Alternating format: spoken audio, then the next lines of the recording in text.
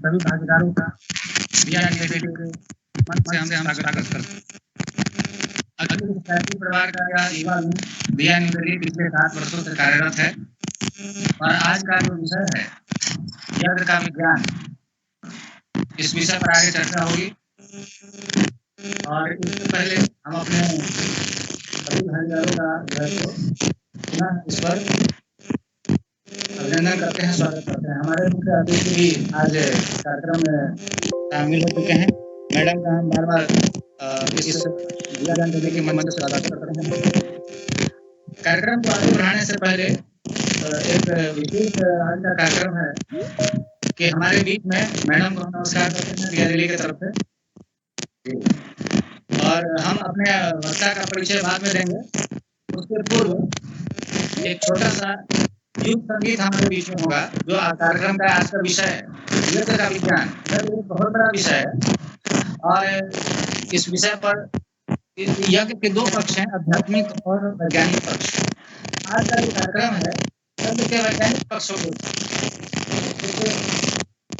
पक्ष है, इस बारे सब के बारे में बहुत लोग आगे तो हमारे मैडम का परिचय देंगे।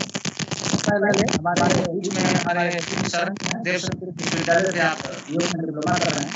एक संगीत के माध्यम से जो आज का विषय है उसको रिफ्लेक्ट करता है कि होता है सारे विश्व का कल्याण यज्ञ से, जल्दी प्रसन्न होते हैं भगवान यज्ञ से। एक संगीत देंगे, फिर आगे हम आगे क्या करते हैं।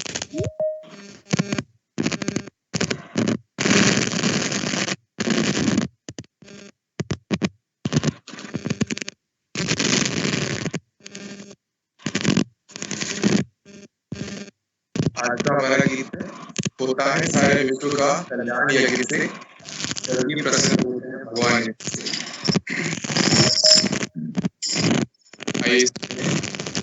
होता है सारे विश्व का कल्याण यज्ञ से, जल्दी प्रसन्न होते हैं भगवान यज्ञ से। होता है सारे विश्व का कल्याण यज्ञ से, जल्दी भगवान।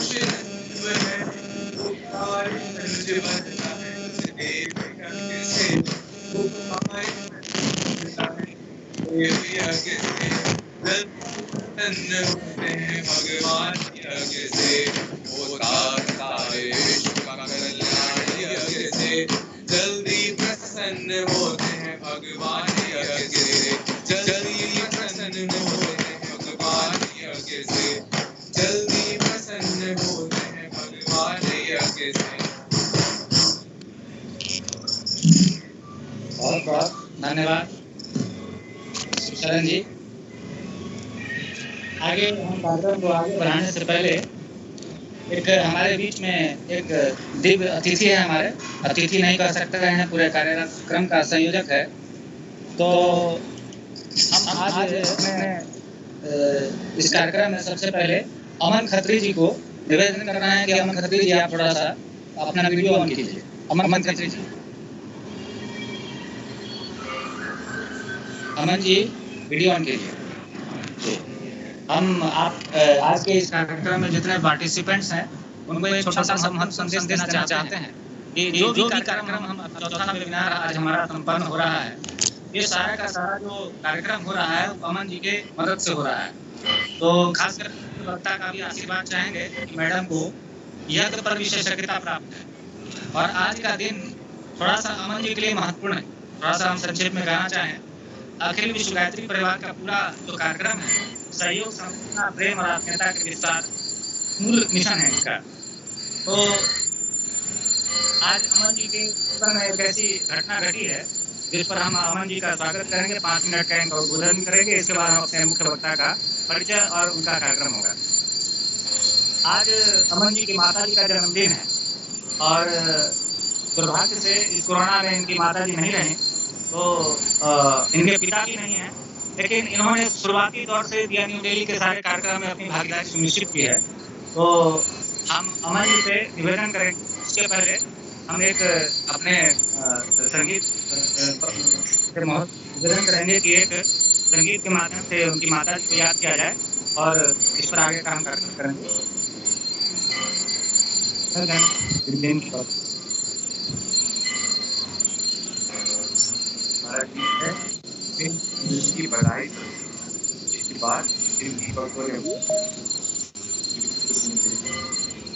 तुम्हें जन्मदिन की बधाई बधाई, तुम्हें जन्मदिन की बधाई बधाई, यही बातें दीपकों ने बताई, यही बातें दीपकों ने बताई, तुम्हें जन्मदिन की बधाई बधाई, तुम्हें जन्मदिन की बधाई बधाई। किया जो गया पंच तत्वों का पूजन, इन्हीं पंच तत्वों के द्वारा बना। किया जो गया पंच तत्वों का पूजन, इन्हीं पंच तत्वों के द्वारा बना। अरे देव दुर्लभ मिला है जीवन, नहीं भोग में खबरे पावन। अरे देव दुर्लभ मिला है ये जीवन, नहीं भोग में हमें देह पावन। यही बात इस माध्यम से बताई, यही बात इस माध्यम से बताई। बधाई तुम्हें जन्मदिन की बधाई। बहुत धन्यवाद। अब अमन जी से निवेदन करेंगे कि आप 2 मिनट के लिए अपना वीडियो ऑन करें। अमन जी, और आप 4 मिनट में आपका अनुभव सुनाएं कि आप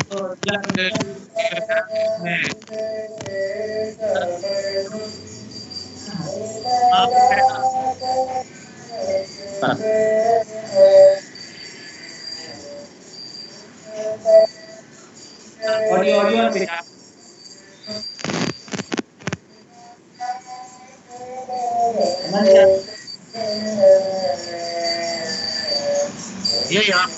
ये यहाँ पे 3-4 जन माइक ऑन करते हैं, जैसे आवाज होती है बहुत।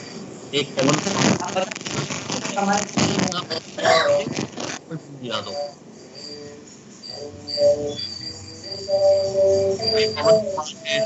निशांत एक शिव, इन 3 लोगों ने म्यूट इसको म्यूट कर दिया क्योंकि आवाज सबकी ना।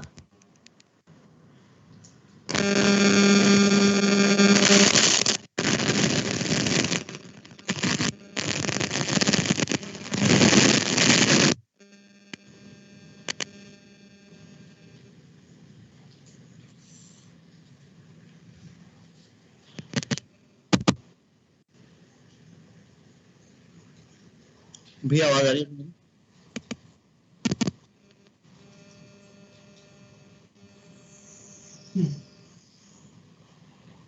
आपकी आवाज नहीं आ रही भैया? आपकी आवाज नहीं आ रही, आपकी आवाज नहीं आ रही है।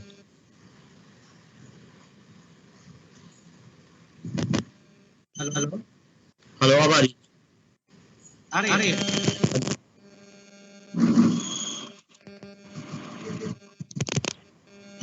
मेरी आवाज नहीं आ रही है।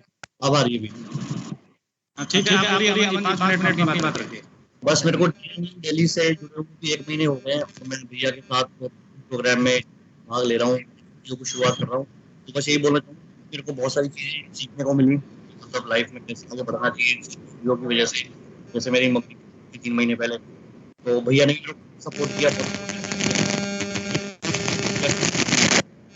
ये सीखने को मिले और थोड़ा कठोर बने और आगे बढ़ने के लिए मैं यही कहना चाहूँगा। आपकी बात समाप्त हो गई? हाँ जी, आपने बात समाप्त कर ली? हाँ। अब मैं बहुत धन्यवाद। अब मैं मैडम ममता सक्सेना से निवेदन करूंगा कि आप थोड़ा वीडियो ऑन करें मैडम।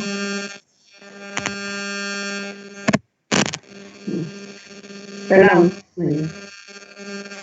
मैडम अपना वीडियो ऑन करें, दिख नहीं रहा। अब आ गया होगा,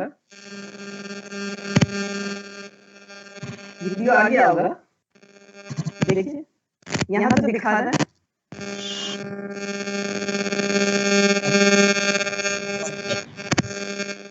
आपकी आवाज नहीं आ रही भैया। तो कीजिए जरा ये लोग अपना प्लीज अपना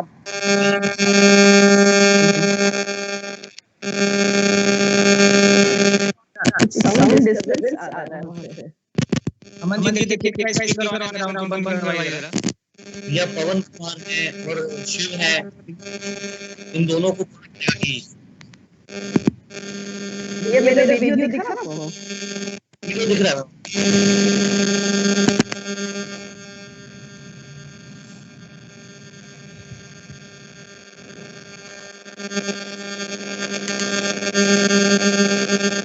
शोर आ रहा है इसमें लाइन पे।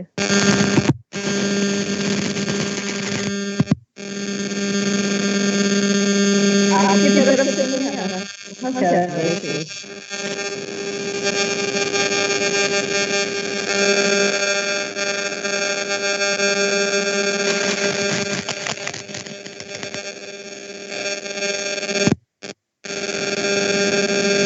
लाइन पे शोर है बहुत।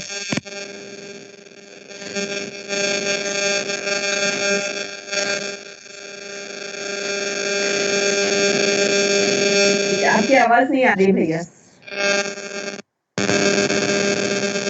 आपका म्यूट है। हाँ, अब आ रही है। बड़ी शोर बहुत आ रहा लाइन पे।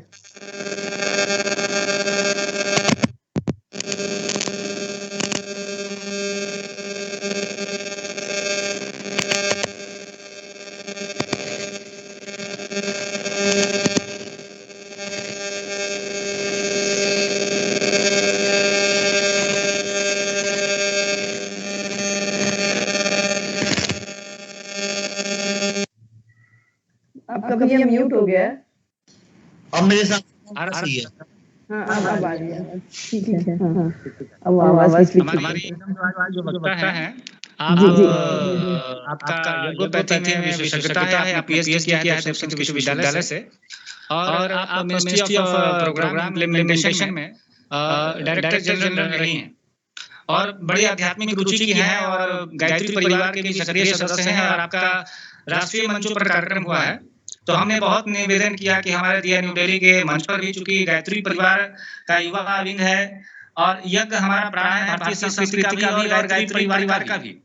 तो हमने कहा कि यज्ञ के भौतिक पक्ष और आध्यात्मिक पक्ष की चर्चा तो होती है, लेकिन उसके वैज्ञानिक पक्षों पर बहुत कम लोग उपलब्ध हैं हमारे बीच में जो इसके विज्ञान के बारे में बताएं।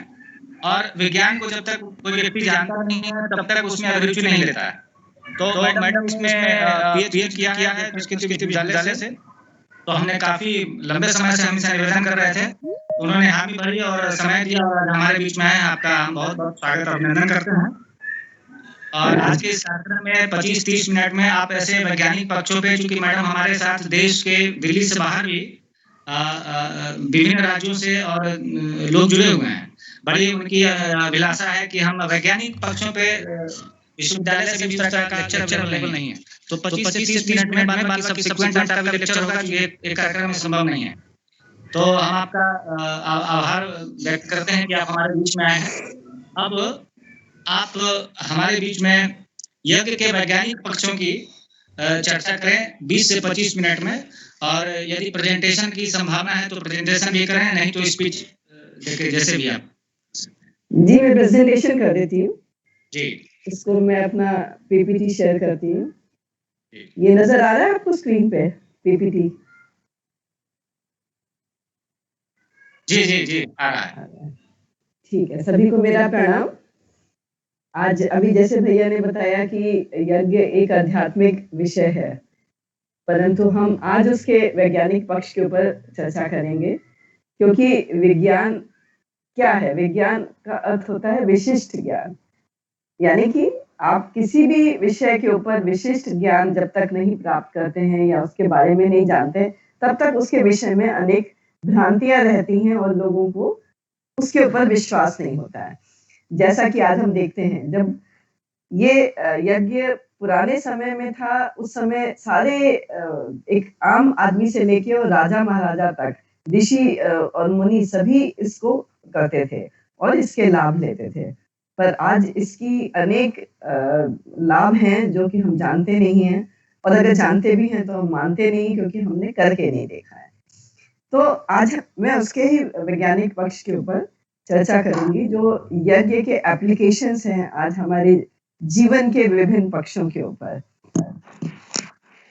तो यज्ञ के तो अनेक लाभ हैं। आप लोग सब जानते हैं कि यज्ञ के द्वारा रोग निवारण हो सकता है, खाली इंसानों का ही नहीं, एवं पशुओं का भी। और इसके ऊपर कई एक्सपेरिमेंट्स हो चुके हैं। यहाँ पे दिल्ली में भी गायत्री चेतना केंद्र में गुप्ता जी भाई साहब ने और हमारे आर्यन सिंह बाबू जी थे, उन लोगों ने मिलके एक सत्र किया था 30 दिन का, और उसमें उन्होंने दिखाया था कि यज्ञ के द्वारा कैसे डायबिटीज रोग के ऊपर लाभ मिलता है लोगों को। और इसी प्रकार से 3 हमारे सत्र चले थे जयपुर में भी चेतना केंद्र में। तो इस तरीके से इस तरीके की वैज्ञानिक चीजों को हमें आगे देखना है कि क्या वाकई होता है रोग निवारण। और इसी प्रकार से जो यज्ञ है उसके द्वारा बताया गया है कि वायु की शुद्धि होती है। कैसे शुद्धि होती है? कि बीमारी के कीटाणु जो होते हैं, जो हवा में रहते हैं, जिनसे हम बीमार पड़ते हैं, यज्ञ जब हम करते हैं तो उसके जो प्रोडक्ट्स निकलते हैं उनसे कीटाणुओं का नाश होता है और यज्ञ द्वारा गैसीय प्रदूषण दूर होता है।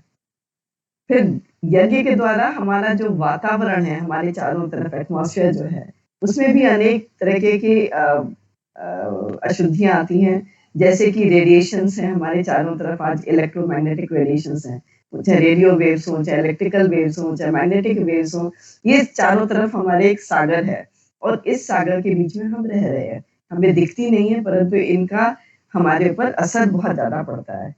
जैसे कि ये हमारे पास मोबाइल होता है, ये लैपटॉप है, हमारे टेलीविजन है, केबल टीवी है, एलईडी लाइट्स हैं, आपका माइक्रोवेव है, इन सब से बहुत ज्यादा रेडिएशंस निकलते हैं। तो इसके ऊपर भी यज्ञ का असर होता है और ये उसको शुद्ध करता है। फिर विचार आज आदमियों के अशुद्ध हो गए हैं, तो थॉट वेव्स जो आती हैं, इनको भी आप यज्ञ के द्वारा पॉजिटिव में चेंज कर सकते हैं।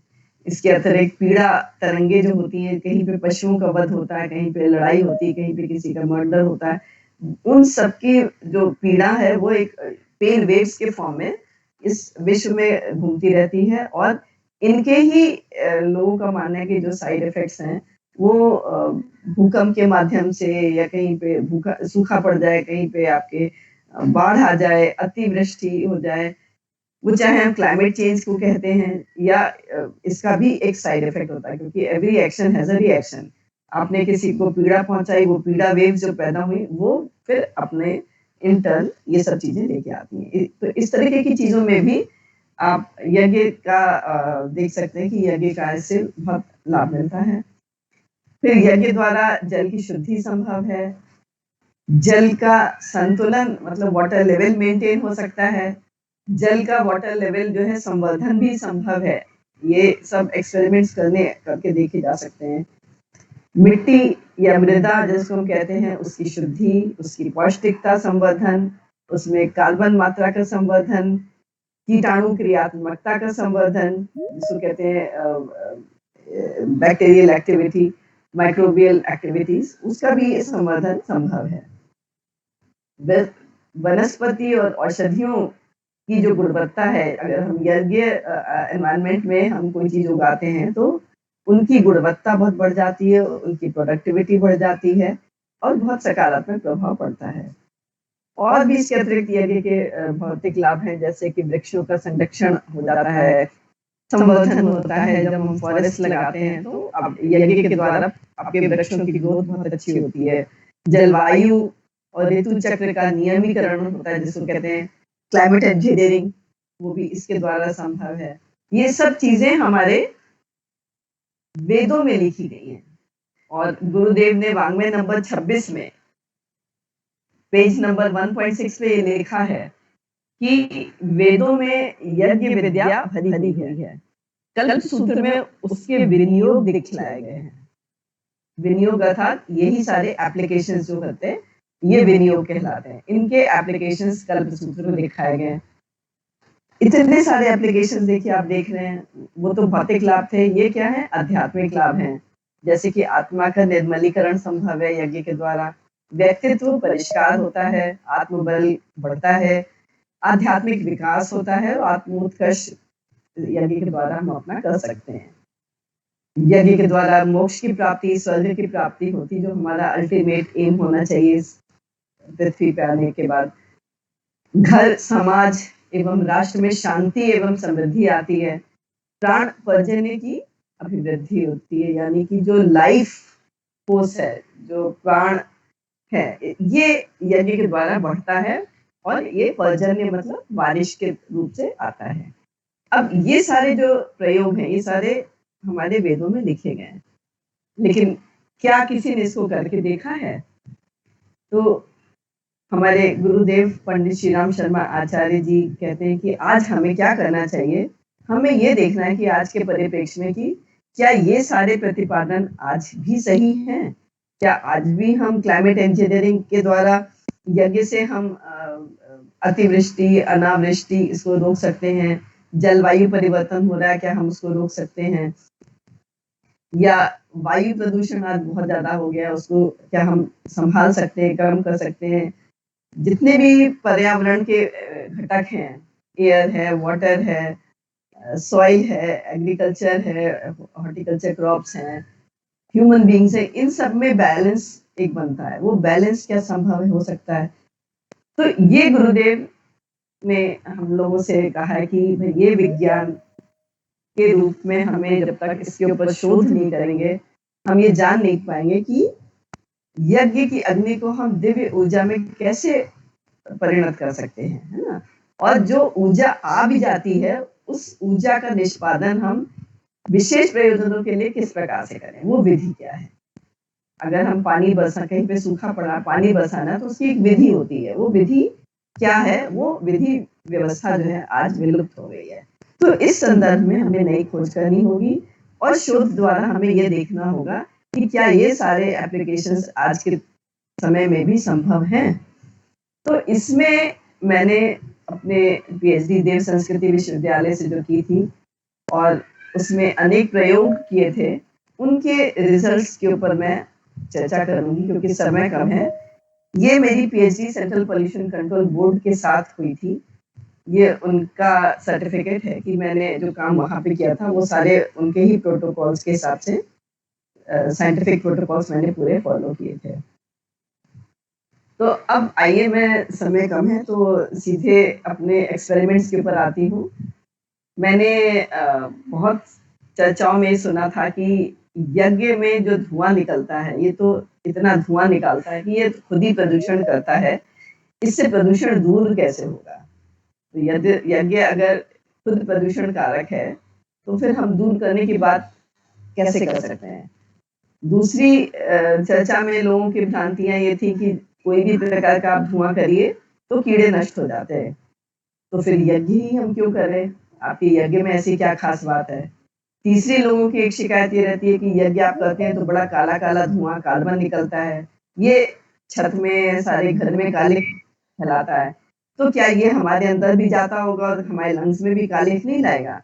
तो इन सारी चीज़ों को देखने के लिए ने ये सब एक्सपेरिमेंट्स किए थे और मैं उनका जवाब आपको यहाँ पे दिखाऊँगी।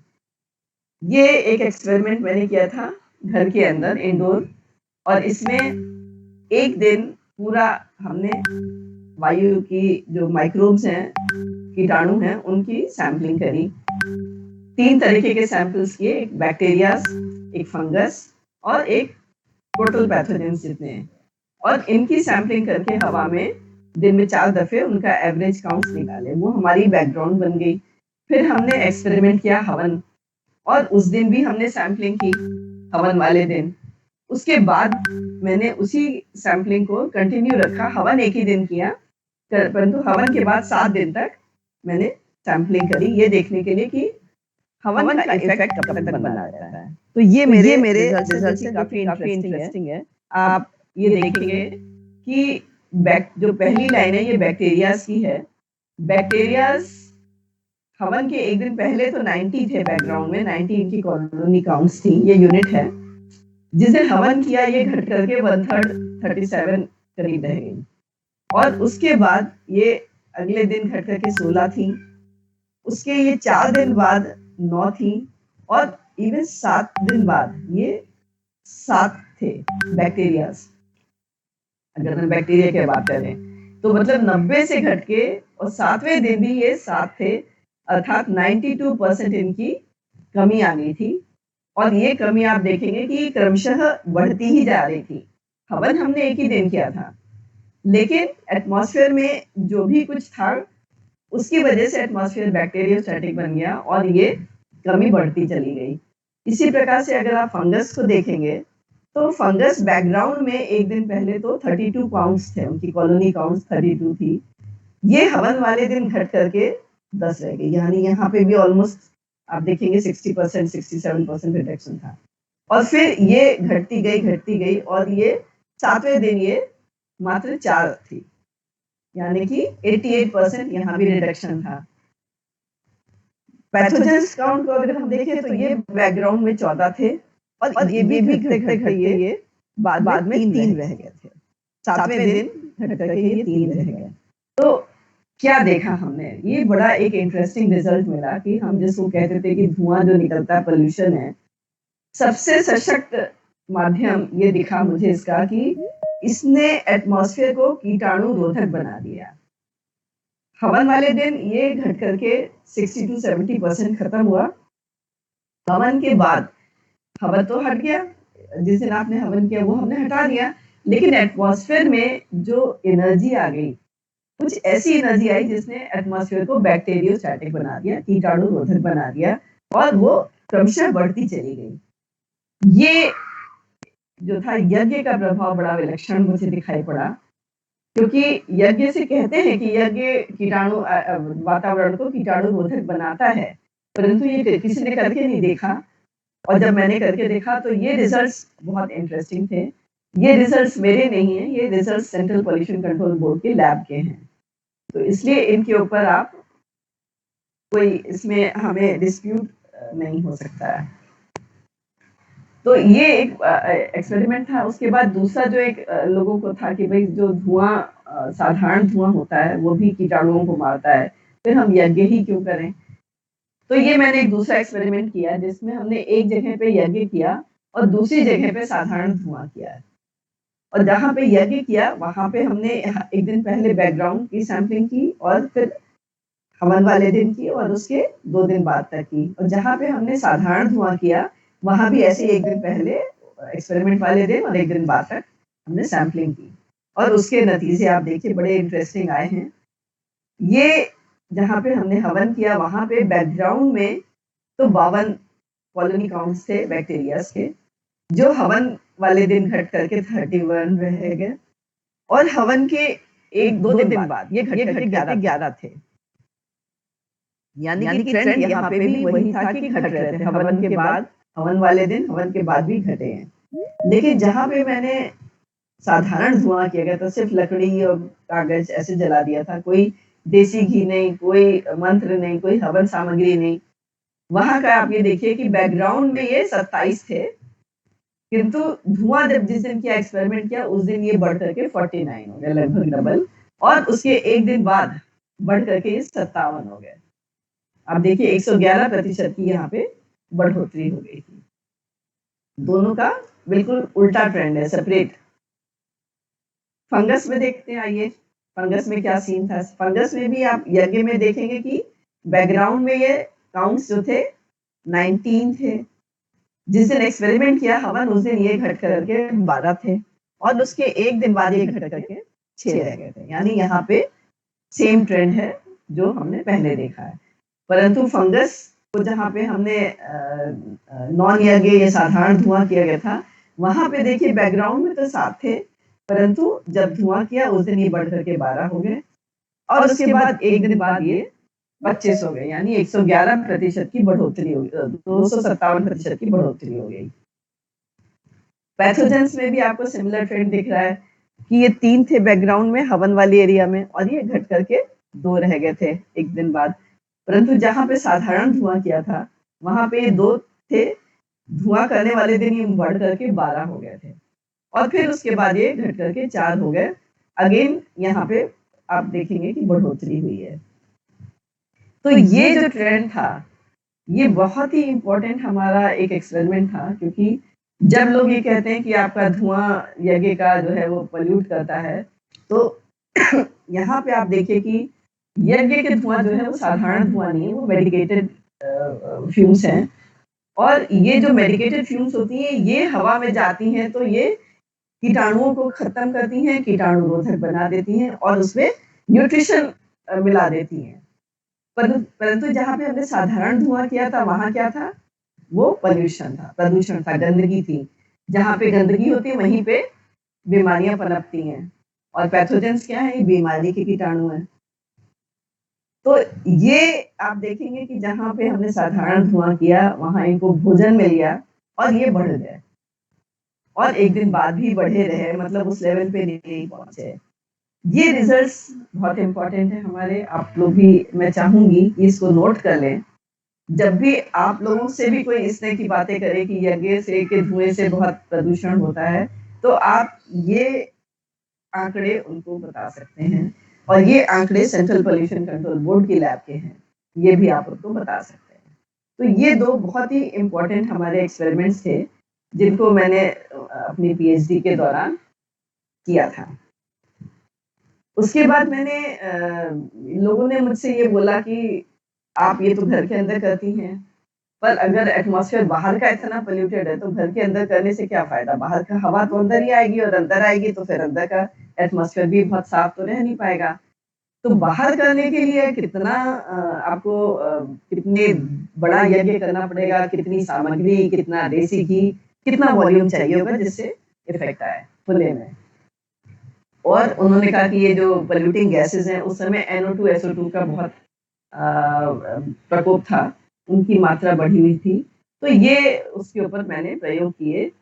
ये MS अपार्टमेंट्स कस्तूरबा गांधी मार्ग नई दिल्ली में प्रयोग किया गया था। 5 कुंडी हवन था और इसमें जो गेट में हवा की दिशा में एक हाई वॉल्यूम उच्च मात्रा वायु सैंपल रखा था, जिसमें हवा के डायरेक्शन से जो भी फ्यूम्स थे वो पहुंचते थे और 24 घंटे हमने उसकी सैम्पलिंग करी थी।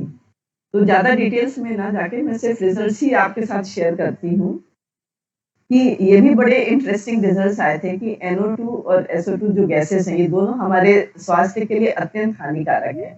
NO2 को तो साइलेंट किलर भी कहते हैं, क्योंकि ये ना दिखाई पड़ती, ना इसमें कोई सुगंध आती है आपको, पता भी नहीं चलता है। और पर ये सांस के द्वारा अगर आप अंदर लेंगे ज़्यादा मात्रा में, तो आपके ये रेस्पिरेटरी सिस्टम पे अटैक करती है। तो जितने भी वायरल फीवर्स हैं, ये सब जो हमारे लंग्स में जाके अफेक्ट करते हैं, आज जो कोविड का आप देखते हैं अटैक हो रहा है, ये सारा इसी के थ्रू होता है, रेस्पिरेटरी सिस्टम के थ्रू जाता है हमारे अंदर। और ये NO2 उसको और बढ़ा देती है। अगर NO2 ज़्यादा है जिस भी एरिया में, वहाँ पे आप देखेंगे कि सांस की प्रॉब्लम, अस्थमा के रोगी बहुत ज़्यादा आपको मिलेंगे। और साथ-साथ फिर ये वायरल डिजीज़ेज़ का भी वहाँ पे संक्रमण बढ़ जाता है। यहाँ पे आप देखिए इस एक्सपेरिमेंट में मैंने ये पाया कि एक दिन पहले बैकग्राउंड में हवन के एक दिन पहले NO2 की मात्रा 56 थी, 56 ppm थी। ये हवन वाले दिन घट करके ऑलमोस्ट 47% घट गई और 29.5 रह गई। और उसके एक दिन बाद, हवन तो एक ही दिन हुआ, उसके एक दिन बाद खुले में हम बता रहे हैं ये और फिर भी घटी और ये 22.5 रह गई। लगभग 60% की इसमें कमी आ गई थी as compare to background. Sulphur dioxide को अगर हम देखें, ये भी बड़ी हानिकारक गैस है। ये बैकग्राउंड में तो 11 थी, परंतु जिस दिन हवन किया ये घट करके 1.5 रह गई, अर्थात 86% ये कम हो गई थी। और उसके एक दिन बाद ये और कम होके बिलो डिटेक्शन लेवल चली गई, यानी कि डिटेक्शन में आई नहीं, 96% की कमी आ गई थी। ये भी आंकड़े सेंट्रल पॉल्यूशन कंट्रोल बोर्ड के हैं, ये उनके ही मशीन से हम लोगों ने नापे थे। तो इन्हीं आंकड़ों को मैंने यहाँ पे ग्राफ में दिखाया है। येलो वाले जो ये बार्स हैं, ये 56 और से घट करके 29.5 हवन वाले दिन और फिर 22.5 एक दिन बाद। और सल्फर डाइऑक्साइड भी 11 से घट करके 1.5 और फिर वो बिलो 1 चली गई थी। तो यज्ञ जिसको हम कहते हैं कि भाई बहुत पोल्यूशन करता है, हम आग जलाएंगे तो कुछ भी तो NO2 SO2 इस तरह की हानिकारक गैसेस निकलती हैं, इसमें कोई शक नहीं है। जब भी हम कोई चीज का कंबशन करते हैं, अगर वो पूरी तरह से नहीं जलती है, सुलगती है, सीली चीजें हम जलाएंगे तो ये NO2 SO2 की बहुत ज्यादा मात्रा में निकलती है। कार्बन मोनोऑक्साइड, कार्बन डाइऑक्साइड, ये बड़ी भारी मात्रा में निकलती, जो कि हमारे लिए बहुत हानिकारक है।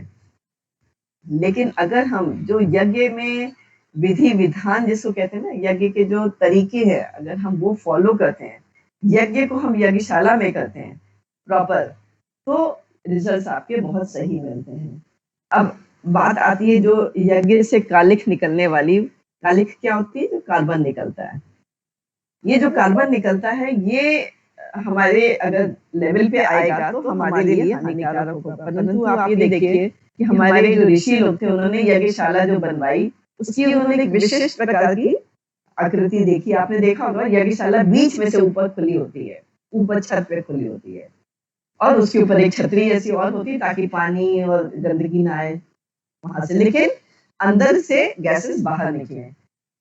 तो उसका जो वैज्ञानिक कारण है वो यही है कि जो पोल्यूटिंग गैसेस निकलती हैं, अगर आपने बहुत अच्छे से किया तो ये पोल्यूटिंग गैसेस बिल्कुल मिनिमम निकलती हैं, पर ये भी सीधे निकलती हैं और ये ऊपर निकल जाती है, जिसमें कि कार्बन कंपाउंड्स जो होते हैं वो भी सीधे ऊपर निकल जाते हैं। हमारे लेवल पे सिर्फ वो औषधि फ्यूम्स आते हैं जो देर तक उस एटमॉस्फेयर में बने रहते हैं। जो हम हवन सामग्री डालते हैं, हवन सामग्री क्या होती है? ये औषधीय हर्ब्स होती हैं और इनको जब हम जलाते हैं तो एक निश्चित टेम्परेचर पे ये वोलेटिलाइज हो जाती है, जलती नहीं है। वोलेटिलाइज होके ये इसमें से जो ऑयल्स होते हैं ये वेपराइज होके वेपर्स के फॉर्म में एटमॉस्फेयर में फैलते हैं और फिर इनसे जो ऑर्गेनिक कंपाउंड्स बनते हैं, एल्डिहाइड्स बनते हैं, कुछ कीटोन्स बनते हैं, कुछ पायरियोविक एसिड बनती है, ग्लिसरॉल बनते हैं, ऐसे कुछ तत्व बनते हैं जो कि एटमॉस्फेयर में वो डाल देते हैं, उसको कीटाणुओं को नष्ट कर देते हैं। फिनॉल बनता है। ये सारी चीजें एटमॉस्फेयर को बैक्टीरियोस्टैटिक बना देती हैं। यहाँ पे बैक्टीरिया फिर पनप नहीं पाते, पैथोजेंस फिर पनप नहीं पाते हैं। मैंने वायरस के ऊपर अलग से करके नहीं देखा, क्योंकि वायरस एक अलग प्रजाति है, परंतु मेरा विश्वास है कि यज्ञ जो चीज, जब आपके सारे माइक्रोब्स के ऊपर ये इतना इफेक्ट दिखा रहा है, पॉल्यूटिंग चीजों के ऊपर इतना दिखा रहा है, और हमारे वेदों में ये चीज लिखी भी हुई है कि पहले जब भी कभी महामारी आती थी तो लोग लंबे समय के लिए 10-10 दिन के निरंतर यज्ञ करते थे, और यज्ञ से वो महामारियां जो है ना वो समाप्त हो जाती थी। हम ही लोगों ने सुना था कुछ साल पहले प्लेग फैला था सूरत में और कंट्रोल में नहीं आ रहा था, तब वहां पे जो सरकार थी उन्होंने हवन सामग्रियां बंटवा के और चौराहों पे जलवाई थी कि इसको जलाओ, तो उससे फिर प्लेग कंट्रोल में आया था सूरत में। तो ये जो हमारी यज्ञ की विधा है उसके ऊपर ये कुछ एक्सपेरिमेंट्स थे जो मैंने आज शेयर किए हैं। एक एक्सपेरिमेंट में और आपको दिखाना चाहूंगी, बस ये लास्ट है। ये लखनऊ में नेशनल बॉटनिकल रिसर्च इंस्टीट्यूट है, NBRI, यहाँ के साइंटिस्ट ने ये एक्सपेरिमेंट किया था। इन्होंने क्या किया, आम की लकड़ी को 1 किलो आम की लकड़ी पहले जलाई और 1 घंटे जलाने के बाद एटमॉस्फेयर में कितने बैक्टीरिया थे उनको उन्होंने काउंट कर लिया। लगभग 345 बैक्टीरिया थे। उसके बाद उन्होंने आधा किलो हवन सामग्री एक साथ जला डाली और उसके बाद उन्होंने जो बैक्टीरियल काउंट्स जो थे उनके आप देखेंगे एकदम तेजी से नीचे आते चले गए और 4 घंटे में लगभग वो 0 हो गए। 24 घंटे तक उन्होंने कमरा बंद रखा, तब तक तो वो कम रहे, लेकिन 24 घंटे के बाद उन्होंने जब दरवाजे खिड़की खोल दिए तो आप देखेंगे कि बाद में फिर ये बढ़ते चले जा रहे हैं। तो ये एक्सपेरिमेंट मैं यहाँ पे इसलिए शेयर कर रही हूँ कि इन्होंने आधा किलो हवन सामग्री जलाई थी और मैंने मात्र 75 ग्राम, पर इनकी हवन सामग्री से उस दिन बहुत तेजी से 0 हो गए, लेकिन 24 घंटे के बाद वो फिर बढ़ने लग गए थे। जबकि मेरे उसमें चूंकि मंत्रों का प्रयोग हुआ था, प्रॉपर हवन हुआ था, उसकी वजह से जिस दिन हवन सामग्री 75 ग्राम 70-75 ग्राम ही इस्तेमाल की थी, उतनी हवन सामग्री से भी 60 to 67-70% जो थे ना माइक्रोब्स खत्म हो गए थे हवन वाले दिन, और उसके बाद वो लेकिन निरंतर घटते चले गए और 7वें दिन भी उसका इफेक्ट आपको देखने को मिला। ये प्रभाव था हमारे यज्ञ का, जिसमें मंत्रों का प्रभाव था। मंत्रों के द्वारा एटमॉस्फेयर जो था वो हमारा इतना चार्ज हो गया था कि उसमें कोई भी नेगेटिव ऊर्जा या नेगेटिव तत्व उसमें नहीं बच पाए थे। मैंने तो माइक्रोब्स के ऊपर स्टडी किया था, आगे चल के मैंने और भी स्टडीज की हैं जो कभी अगली बार कभी शेयर करूंगी। तो ये कुछ रिजल्ट्स मैंने आपके साथ आज शेयर किए हैं। इसके साथ मैं अपना प्रेजेंटेशन यहीं पे समाप्त करती हूँ। अब अगर आप लोगों को इसमें कोई क्वेश्चंस करने हो, किसी को कोई, तो आप लोग बात कर सकते हैं। मेरा पीपीटी आप लोगों को नजर आया था?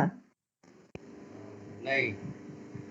तो आपने बताया नहीं, मैंने तो पूछा था पीपीटी नजर आ रहा, आपने कहा नहीं, आपकी बात हम लोग ध्यान से सुन रहे थे, मगर पीपीटी अरे दिख नहीं रहा था, बस पर बताना चाहिए था ना, मैंने तो पीपीटी पूरा अपना शेयर किया था, इसमें तो दिख नहीं रहा था। मुझे भी लगा कि पता नहीं आप लोगों में किसने कुछ बोला नहीं तो शायद दिख रहा है कि नहीं दिख रहा है। नहीं दिखा है। नहीं, सारी बातें ठीक से सुनाई दी है। और बड़ा वैज्ञानिक आपने जो इन्हीं को कोई प्रश्न पूछना है पीपीटी का अगर हम लोग को मिल जाता तो ज़्यादा बेहतर था। पीपीटी हम भेज सकते हैं, और मैं चाहूंगी कि आप लोग इसका कहीं पे भी जब भी कार्यक्रम करवाते हैं तो वहाँ पे वैज्ञानिकता को प्रूव करते हुए ये जरूर बताइएगा कि ये सेंट्रल पोल्यूशन कंट्रोल के बोर्ड के रिजल्ट्स हैं। ये इसमें उसी से ऑथेंटिसिटी आती है। ऐसे तो कोई भी एक्सपेरिमेंट करके कुछ भी फिगर दे देता है, पर उसको कोई मानता नहीं है, वैज्ञानिक लोग नहीं मानते हैं। पर जब आप ये बताएंगे ना कि सेंट्रल पोल्यूशन कंट्रोल बोर्ड के साथ मिलकर ये PhD हुई थी और उसमें ये आंकड़े पाए गए हैं, तो लोग इस पे यकीन करेंगे। तो ये मैं शेयर कर दूंगी, विशाल जी के साथ मैं कर देती हूँ, और फिर आप वहां से ले लीजिएगा। और विशेष किन्हीं को अगर जानना है तो मैडम का YouTube पे भी बहुत सारा लेक्चर अवेलेबल है, उनका नाम करके देखा जाएगा। YouTube का शेयर भी कर दीजिए। हाँ, YouTube जो है वो यज्ञोपैथी के नाम से चैनल है हमारा, YAGYOPATHY, आप लोग नोट कर लें, यज्ञोपैथी। यूट्यूब में जाके यज्ञोपैथी चैनल जैसे आप करेंगे ना तो आपको मिल जाएंगे हमारे चैनल है वो यज्ञोपैथी चैनल। उसमें आपको काफी सारे टेस्टिमोनियल्स भी मिल जाएंगे बीमारियों के ऊपर जो हमने प्रयोग किए थे, उनके भी टेस्टिमोनियल्स हैं काफी सारे और लेक्चर्स भी हैं। तो आप सुनना चाहें या किसी को भेजना चाहें, शेयर करना चाहें, क्योंकि ये विज्ञान, ये इसीलिए वैज्ञानिकता को हम लेके चल रहे हैं क्योंकि लोगों के अंदर भ्रांतियां बहुत है इसको लेके यज्ञ को, और जब तक ये भ्रांतियां बनी रहेंगी तब तक क्रिटिसाइज होता रहेगा यज्ञ, और लोग इसको सिर्फ धार्मिक कृत्य की तरह करते रहेंगे। आज अगर हम एयर पोल्यूशन की बात करते हैं तो आप देखिए कोई भी आपका एयर प्यूरिफायर इतना अच्छा नहीं है कि 7 दिन तक एक बार चलाने के बाद 7 दिन तक वो कीटाणु खत्म कर दे। या मैंने पीएम पे भी करके देखा है तो पीएम भी 80 to 70 to 80% शाम तक ये कम कर देता है, जबकि एयर प्यूरिफायर जो मैंने खरीदा है वो हार्डली 30% मैक्सिमम कम करता है। 400 450 अगर पीएम का लेवल था तो घट करके 300 तक आता था और 6-7 घंटे चलाना पड़ता था, शोर अलग होता था, उसके अपने एमिशंस भी निकलते होंगे जो एयर में घुलते होंगे। तो मेरा कहने का मतलब है ये एक नैसर्गिक नेचुरल प्रोसेस है, पर इसमें अगर हम पूरी सावधानियां बरत के करेंगे तभी हमें ये रिजल्ट्स मिलेंगे। नहीं तो अगर जिस तरीके से आज हम करते हैं ना, हम ये परवाह नहीं करते हैं, कभी हम इसके ऊपर भी चर्चा करेंगे कि यज्ञ को कैसे करना चाहिए।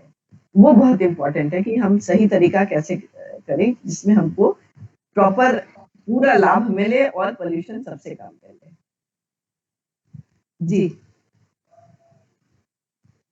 कोई प्रश्न किया जा रहा है?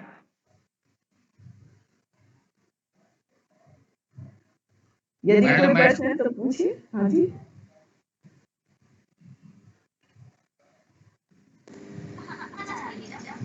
मैडम ये अच्छी